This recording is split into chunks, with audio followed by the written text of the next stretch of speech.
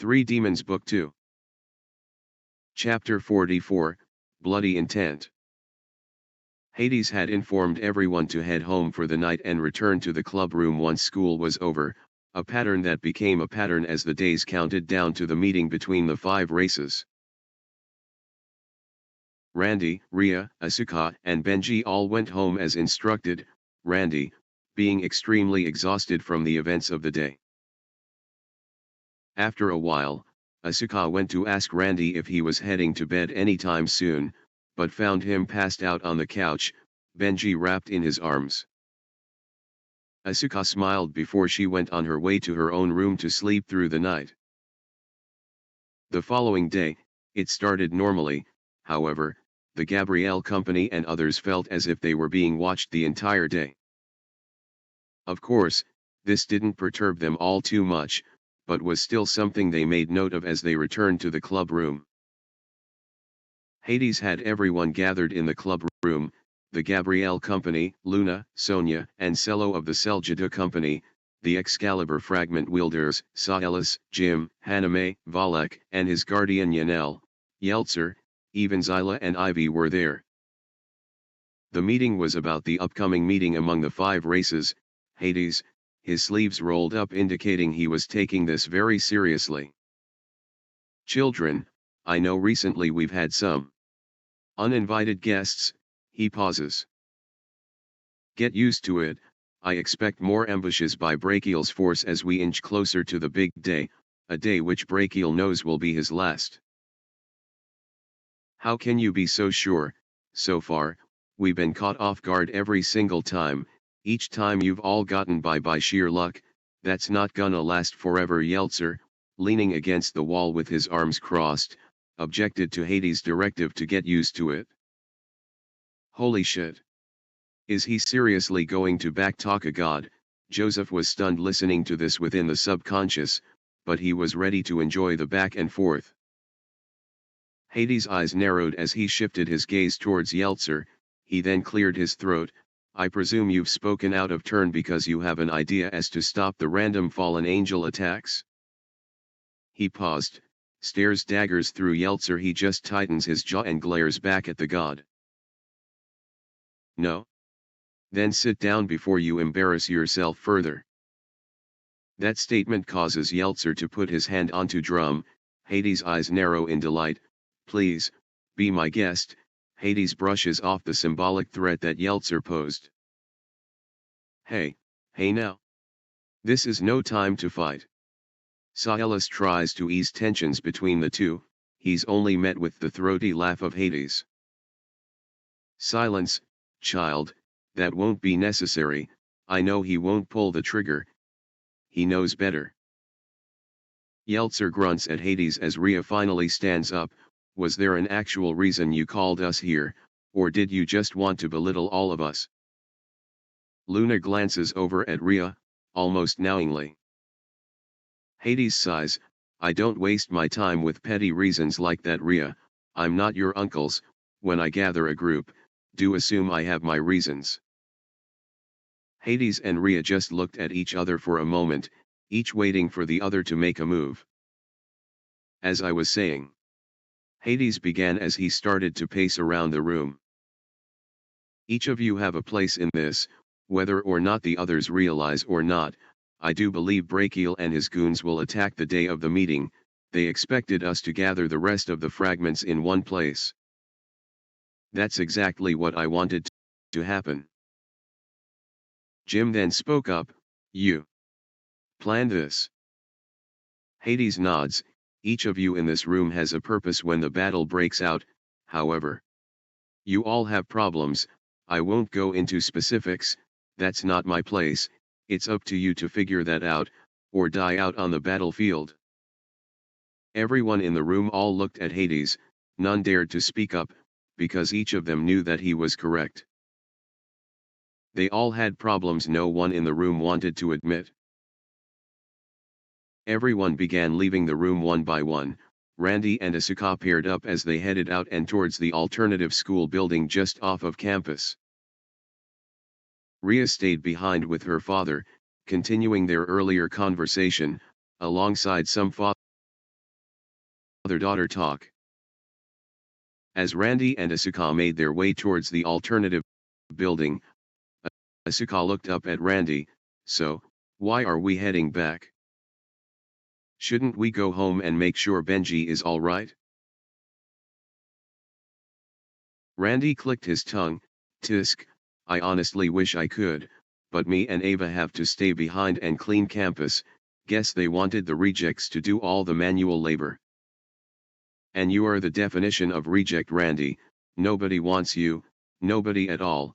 Joseph spoke up in the subconscious, all just to continue to tease Randy. Shut the hell up. Randy grumbled under his breath. Randy then turned to Asuka, just slightly moving his gaze. Would you care to go watch him? I'm sure Rhea would also appreciate it. Asuka smiled at his request and gave a very appreciative nod. Of course. I'll make sure he stays safe, maybe even maternal. Asuka went from practically bouncing with giddiness to lowering her gaze towards the ground and blushing softly, her ears turning a dark shade of pink as she began to stutter over herself. I mean, in a motherly big sister kind of way, not any ER. Asuka then jolted out of there, leaving a comical trail of dust following her as she hurried on home. Randy just watched as she ran away. However, Joseph needed to have a word, or a few. Jake. Chase after her. She needs her prince pervert. I will find a way to throw you out of here if you don't keep quiet. It's bad enough having to know what you're thinking, but hearing you speak gives me a migraine. Jake rubbed the sides of his temple as Joseph teased him about his clear affection towards Asuka. Bitch, please. I'd love to see you try. Me and you both know all I got to do is song a song about kissing in a tree and you'll roll over in a panic. Randy grabs the side of his temple. How can you two keep giving me a headache? It's one of our many talents, Randy. We share a mind, you should know this already, slowpoke. Joseph responded. Randy just sighed and kept walking, the orange hue from the sky painting the campus around him. Randy then went straight to his homeroom. The place is a mess, for his standards anyway, utensils strung all over the place. Someone had even launched a mechanical pencil and got it stuck into the foam ceiling above him. He took this moment to practice his arcana. He recalls back to an earlier conversation he had with Rhea. Randy was behind the club room breathing heavily. This moment here had occurred just 3 weeks after Randy had woken up from the battle against Machi and his company. He had finally managed to channel arcana in any sort of way. Tempest Wave. Randy's Diablo began to glow a light blue as he swung the blade horizontally as a blue slash of arcana slashed through the brush of trees in front of him. Rhea began to clap behind him as Asuka rushed over to him. Good, you're finally tapping into what gives us demons power. But still.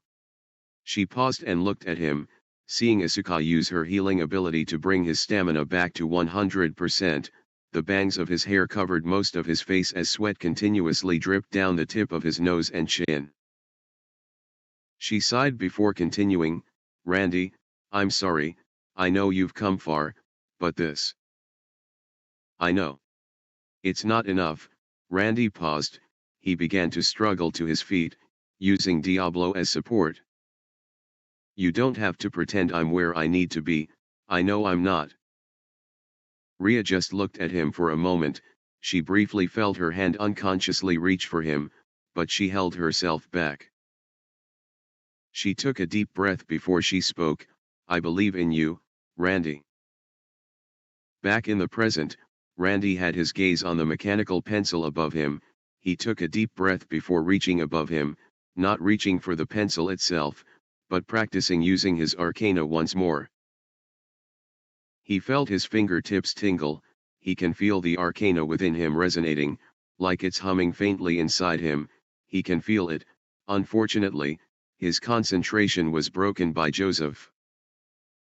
Looky here, if you can't do it, let me. Alter switch to Joseph. Joseph's smirk widened as the pencil wiggled itself free from the foam, slowly lowering itself into Joseph's hand. Joseph smiled and stood proud. He loudly boasted, "Now that's how you do it, baby." Then a slow clap could be heard behind them. Joseph quickly turned back to see a woman that looked to be college-aged, wearing red glasses. Her smirk was knowing. Joseph panicked and screamed, "We've been breached." "That's a neat little magic trick you did there, let me show you mine." The woman then leaned back in her seat, using her heel to kick the desk at Joseph. The desk glowed in a bright light as it flew towards Joseph. He used his arms as a cover as the desk slammed into him, throwing him through a wall and into the next door classroom, where two male students were cleaning. The table that had Joseph buried beneath burned horribly. Joseph grunted audibly through, "Why the fuck does a table burn? I know I'm stronger than a fucking table." "Whoa man, do you need help?" one student asked. "Oh god, NPCs nope. I am absolutely okay." Joseph coughed blood as the woman jumped onto the desk and rammed a metal leg she ripped off of a desk through him. "It burns." "Why?" Joseph whined through the pain, but through it all, it only made him want to fight more, fight harder as he pushed up against the table, the palms of his hands searing. "Why? Oh, that's cute. I guess you're more than a pretty face."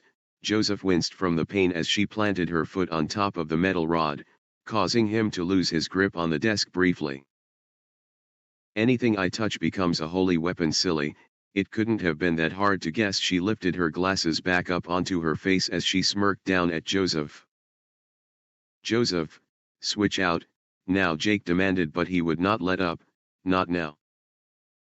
The two male students began to walk away slowly, but then they stopped, their bodies became pale, then they began to convulse violently and uncontrollably, their bones could be heard crunching as they bent in way they shouldn't be. Then at that moment, their bodies imploded in a bloody mess across the classroom. Behind them, a woman, her expression stoic, empty, her eyes as red as Randy's, her hair as black as her outfit.